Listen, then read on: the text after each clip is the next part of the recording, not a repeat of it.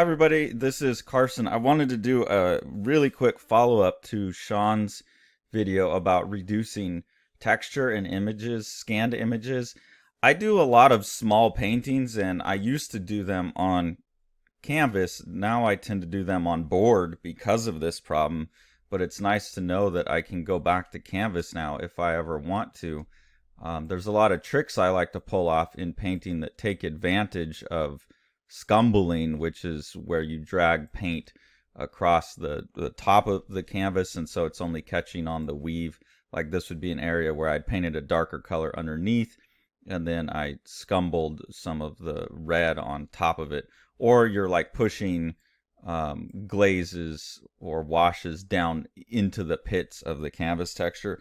Sometimes I like that technique, and sometimes I want a board. But then this is only a 4x6 little painting, so it makes sense for me to scan it rather than photograph it. But I've always wound up with that glare that Sean was talking about.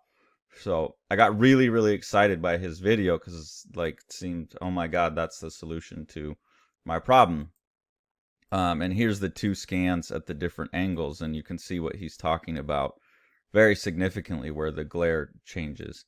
So I tried Sean's method, and that's why I wanted to post this video, because I found a different method, and maybe just depending on the image, these are different methods that could work. So lowering the opacity worked pretty good, which was Sean's suggestion, get it down to about 60%. But it still, for me, got this, like, it looks like there's dust all over my painting. Maybe that would work better with watercolors. But this is a very high gloss surface on this, so the reflections, the luster points that it's catching on the top of the canvas are very, very bright, as you can see. Because it's got a gloss varnish over it.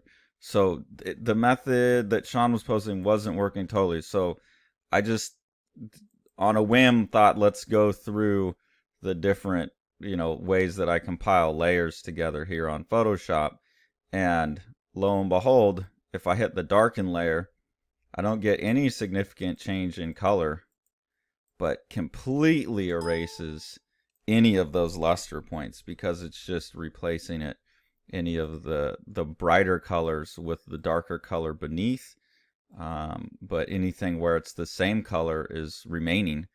And wow, I've never had a good scan of this. I've never had a good image of this painting. I've never had a good scan of it. And there's a number of these small ones that I've never been able to get a good image of. So thank you so much, Sean, for getting me started down this path. And for people that are dealing with maybe a higher gloss issue than the opacity deals with, as far as I can tell, darken works amazing. So something else to try.